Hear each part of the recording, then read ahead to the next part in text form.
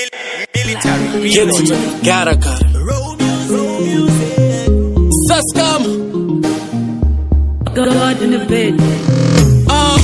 Ndazopinza ko ndabva ndatirega nimbofonera niko ndabva ndadairwa zvikanzi kudaiko ndikamuti huya kuno pane zviripo within 10 minutes abva asvika apa akapfeka kadhirezi kakatsika ndabvora ndobva apinda nekukasika ndobva anogara pazisofa bvastika ndikati okay bvandakiya door ndobva avhunduka bvandamutimira ho usaite noise tonzwika kunext door ndakuda kusvika padhuze paati ho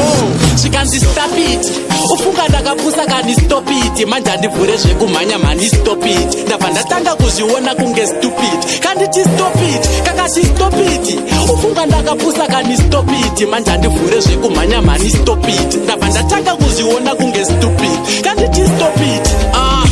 ndambotora bef gemu racho kufinhura kunge rina ref usamboninyime zvino ndiri mwana wef ngatimboichinje topiki totora self zvikanzi izvi handisati ndambozviita takambonetsana nagogo kubhikita zvikanzi usambofa wakanyengedzwa nelita wanokushandiswa kuthrowa selita ndikati okay imbomira so ndobva avhunduka bva ndamutimira ho usaite noise tonzwika kunext door ndakuda kusvika padhuze paati ho zvikanzi stop it ufunga ndakapusa kani stop it manje handivhure zvekumhanya mani stop it ndabva ndatanga kuzviona kunge stupid kanditi stop it kakati stop it ufunga ndakapusa kani stop it manje handivhure zvekumhanya mani stop it ndabva ndatanga kuzviona kunge stupid kanditi stop it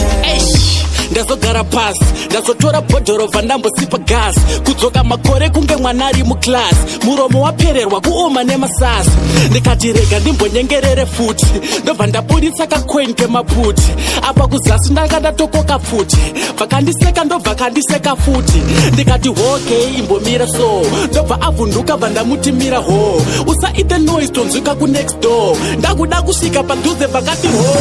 zvikanzi stop it ufunga ndakapusa kani stop it manje handivhure zvekumhanya mani stop it ndabva ndatanga kuzviona kunge stupid kanditi stop it kakati stop it ufunga ndakapusa kani stop it manje handivhure zvekumhanya mani stop it ndabva ndatanga kuzviona kunge stupid kanditi stop it. viewers and subscribers. For more entertainment, like and subscribe at Military Reload. Military Reload is entertainment. Me the killer. Military Reload.